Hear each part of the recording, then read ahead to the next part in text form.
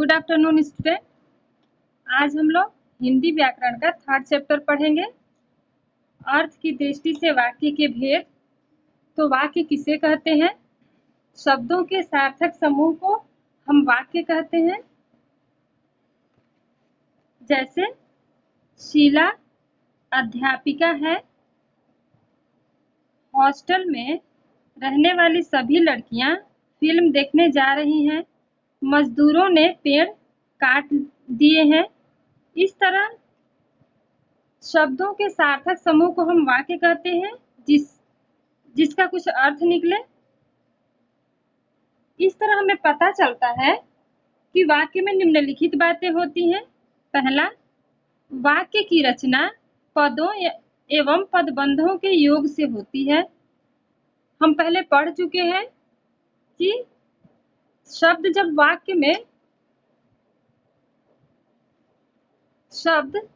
वाक्य में प्रयोग हो जाते हैं तो उन्हें हम पदबंध कहते हैं या पद कहते हैं।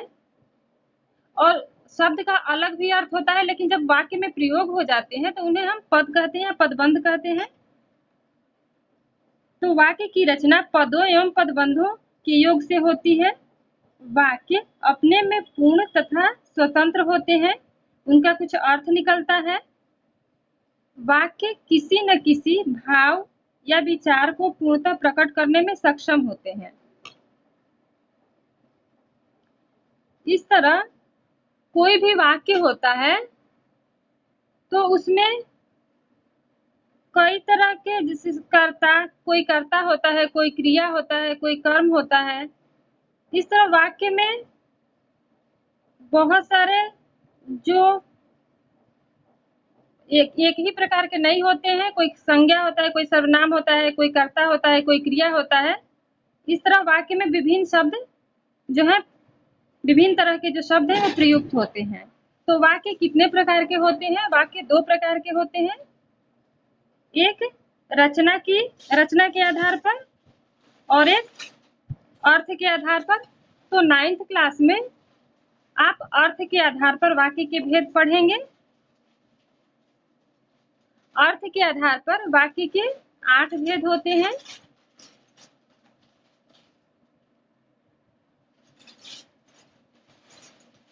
और वाक्य की निम्नलिखित विशेषताएं होती हैं, इसको देख लीजिए। वाक्य भाषा की ऐसी इकाई है जो किसी भाव या विचार को व्यक्त करता है। वाक्य की रचना पदबंधों या पदों के योग से होती है। वाक्य में आने वाले शब्दों के बीच एक निश्चित क्रम होता है। जैसे कोई कर्ता होता है, क्रिया होती है और कर्म होता है, तो उसका एक निश्चित स्थान होता है। कर्ता का स्थान पे कर्ता आता है, क्रिया के स्थान पर क्रिया आती है। वाक्य की रचना उद्देश्य और विधेय के योग से होती है। उद्देश्य, वाक्य में जिसके विषय में बात की जाती है उसे उद्देश्य कहते हैं। और उद्देश्य के विषय में जो कुछ भी कहा जाता है उसे हम विधेय कहते हैं। इस तरह वाक्य के 2 भेद होते हैं मुख्य रूप से, एक रचना के आधार पर और एक अर्थ के आधार पर। तो 9th में आप अर्थ के आधार पर वाक्य के भेद पढ़ेंगे। तो अर्थ के आधार पर वाक्य के 8 भेद होते हैं। कथनात्मक या विधानवाचक वाक्य, नकारात्मक या निषेधवाचक वाक्य। तीसरा है आज्ञा या विधिवाचक वाक्य। चौथा प्रश्नवाचक वाक्य, इच्छावाचक वाक्य, संदेहवाचक वाक्य, विस्मयादिबोधक या मनोवेगात्मक वाक्य, संकेतवाचक वाक्य। तो सबसे पहले हम पढ़ेंगे कथनात्मक या विधानवाचक वाक्य। किसी भी वस्तु या व्यक्ति की स्थिति के बारे में यदि अवगत कराया जाता है यदि किसी वाक्य में, तो उसे हम कथनात्मक या विधानवाचक वाक्य कहते हैं। ये एक सामान्य कथन होता है। जैसे लड़कियों की स्थिति के बारे में बताया जा रहा है कि लड़कियां नृत्य कर रही हैं। दूसरा है उसकी पत्नी बहुत बीमार थी। शीला अध्यापिका है। तो किसी भी व्यक्ति या वस्तु की अवस्था का बोध कराने वाले जो वाक्य होते हैं उन्हें साधारण वाक्य या कथनात्मक वाक्य या विधानवाचक वाक्य कहते हैं। दूसरा है नकारात्मक वाक्य। सकारात्मक वाक्यों में नहीं, न, मत लगाकर हम नकारात्मक बनाते हैं। जैसे वे बाजार गए हैं, साधारण वाक्य है, कथनात्मक वाक्य है। इसको हम नकारात्मक में कैसे बनाते हैं? वे बाजार नहीं गए हैं, तो नहीं लगाकर हम नकारात्मक वाक्य बनाते हैं। दूसरा है आप इधर बैठे, ये साधारण वाक्य है। इसको यदि नकारात्मक में बदलना है तो हम न लगा के भी बनाते हैं कि आप इधर न बैठे। घूमने चले जाओ, ये साधारण वाक्य है। नकारात्मक बनाना होगा तो घूमने मत जाओ। इसके अलावा इस तरह हमें पता चलता है कि साधारण वाक्य में नहीं, न और मत लगाकर हम नकारात्मक या निषेधात्मक वाक्य बनाते हैं। इसके अलावा नीचे इस तरह दिया गया, इस तरह भी कोई सेंटेंस दिया रहता है तो वो नकारात्मक वाक्य में ही आता है।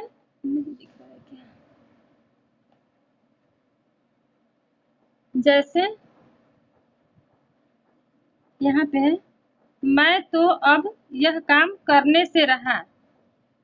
इस वाक्य से क्या पता चलता है कि मैं ये काम नहीं करूंगा, तो ऐसे वाक्य को भी हम नकारात्मक वाक्य कहते हैं। अब वह कहाँ मिलेगी? कभी-कभी हम बात करते हैं कि किसी से, तो जैसे हम कहते हैं कि वो नहीं मिलेगी, तो कभी-कभी लोग कह देते हैं कि अब वो कहाँ मिलेगी, यानी कि वो नहीं मिलेगी। तो इस तरह जिस भी वाक्य से हमें नकारात्मक का बोध होता है तो उसे हम नकारात्मक वाक्य ही कहेंगे। जैसे यहाँ कहाँ लगा हुआ है बीच में, लेकिन यहाँ प्रश्नवाचक नहीं है, तो इसलिए ये नकारात्मक में ही आएगा। प्रश्नवाचक में क्वेश्चन मार्क लगा रहता है। अब क्वेश्चन मार्क नहीं है तो वो प्रश्न में क्या कह रहा है, कैसे कह रहा है, उसके अकॉर्डिंग हमको समझना होगा कि वो नकारात्मक में है कि किस तरह का वाक्य है। मैं थोड़े ही डरता हूँ उनसे। इस तरह के वाक्य जनरली जब प्रयोग करते हैं, लोग बातचीत करते हैं तो उससे पता चल जाता है कि मैं उनसे नहीं डरता हूँ। यहाँ लिखा हुआ है नहीं डरता हूँ। तो जिस भी वाक्य से आपको पता चले कि मतलब नकारात्मक का बोध हो रहा है तो वहां पे नकारात्मक होगा। नेक्स्ट है अब तुम मुझे क्यों पूछोगे।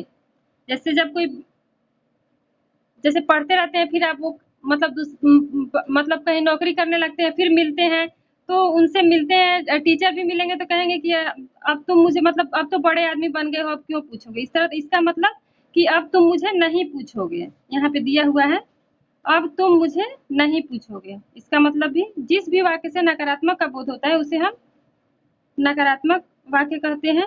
अब क्या करेगा वह तुम्हारा, अब क्या करेगा वह तुम्हारा काम, मतलब वह तुम्हारा काम नहीं करेगा, इसका मतलब।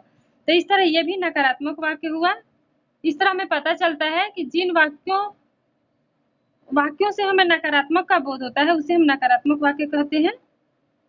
आज्ञार्थ या आज्ञार्थ को हम विधिवाचक वाक्य भी कहते हैं।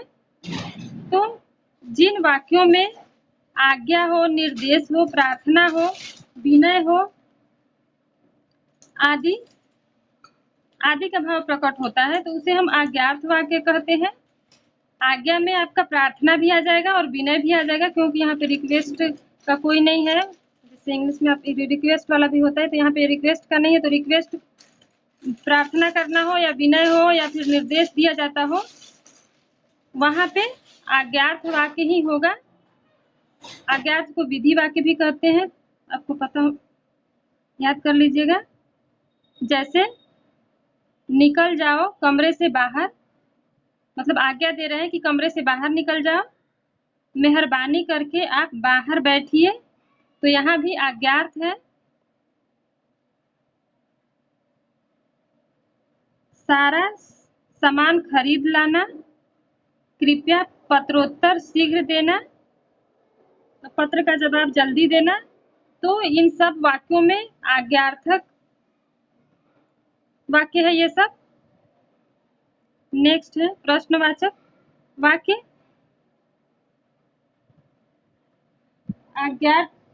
प्रश्नवाचक जिन वाक्यों में वक्ता प्रश्न पूछता है उन्हें हम प्रश्नवाचक वाक्य कहते हैं।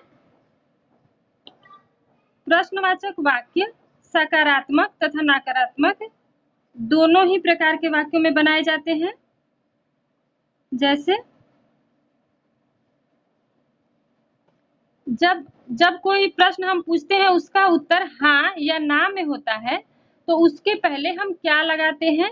जैसे क्या वह आगरा जा रही है, तो इसका जो आंसर होगा वो हाँ या ना में होगा। तो इस वाक्य के शुरू में ही हम क्या लगा देते हैं, क्या उसने झूठ बोला था, क्या आप मुझसे नहीं मिलेंगे। तो इस तरह जिन वाक्यों का उत्तर जो है हाँ या ना में रहता है उसमें वाक्य के शुरू में ही क्या लग जाता है। इसके अलावा बीच में भी हम लगाते हैं तो भी प्रश्नवाचक वाक्य बनता है। जैसे नीचे दिया हुआ है, आप लोग यहाँ से कब जा रहे हैं, वे लोग कहाँ जा रहे हैं, कहाँ रहते हैं, आपको किससे मिलना है। तो इस तरह से भी हम प्रश्नवाचक वाक्य बनाते हैं। और कोई भी प्रश्नवाचक वाक्य रहता है तो उसके अंत में क्वेश्चन मार्क जरूरी रहता है। यदि क्वेश्चन मार्क नहीं है तो वो दूसरा भी सेंटेंस हो सकता है। जैसे कि यहाँ पे नकारात्मक में हम लोग पढ़ रहे थे, नकारात्मक में जैसे अब वह कहाँ मिलेगी, तो यहाँ पे यदि क्वेश्चन मार्क रहता तो ये प्रश्नवाचक हो जाता, लेकिन यहाँ पे क्वेश्चन मार्क नहीं है तो ये नकारात्मक में होगा। इसी तरह हर एक प्रश्नवाचक वाक्य में अंत में क्वेश्चन मार्क जरूरी है। क्वेश्चन मार्क नहीं है तो वो कुछ और दूसरा वाक्य भी हो सकता है। इच्छावाचक वाक्य, जिस वाक्य में वक्ता अपने लिए या फिर किसी और के लिए इच्छा प्रकट करता है वहां पे इच्छावाचक वाक्य होता है। जैसे आज तो कहीं से पैसे मिल जाएं, कोई अपनी इच्छा व्यक्त कर रहा है कि आज तो कहीं से पैसे मिल जाए, आपकी यात्रा शुभ हो। इस तरह के जो वाक्य हैं, सदा खुश रहो, दीर्घायु हो, तो इस तरह के जो वाक्य हैं वो इच्छा को प्रकट करते हैं। तो जो वाक्य में वक्ता खुद के लिए या दूसरों के लिए इच्छा प्रकट करता हो वहां पे इच्छा वाक्य होता है। संदेहवाचक वाक्य, जिस वाक्य में वक्ता संदेह प्रकट करता हो वहां पे संदेहवाचक होता है वाक्य। जैसे आज आज शायद आज बारिश हो सकता है आज धूप न निकले, अब तक बाघ नदी पार कर चुका होगा। इस तरह जिस वाक्य में संदेह प्रकट होता हो उसे हम संदेहवाचक वाक्य कहते हैं। विस्मयादिबोधक वाक्य, इन वाक्यों में विस्मय, आश्चर्य, घृणा, प्रेम, हर्ष तथा शोक आदि का भाव प्रकट होता है तो उसे हम विस्मयादिबोधक वाक्य कहते हैं।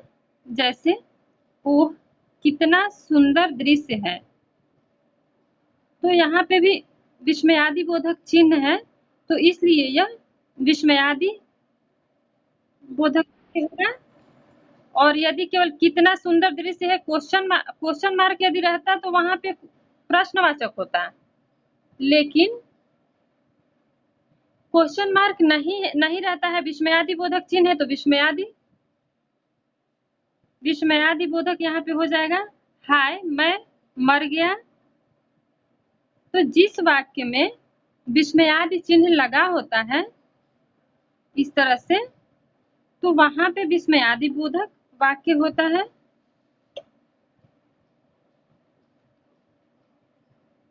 संकेत वाचक वाक्य,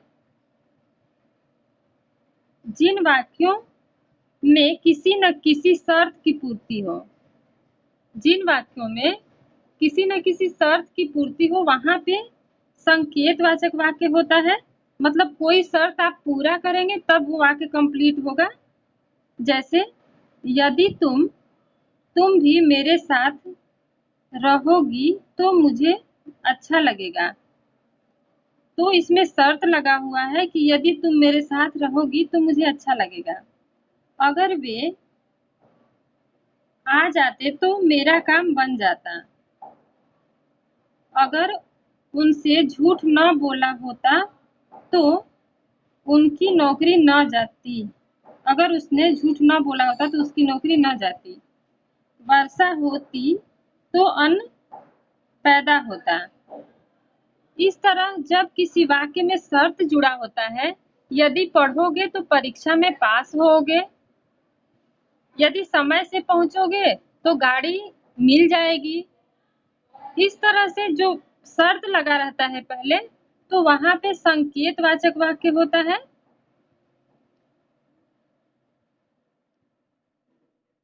इस तरह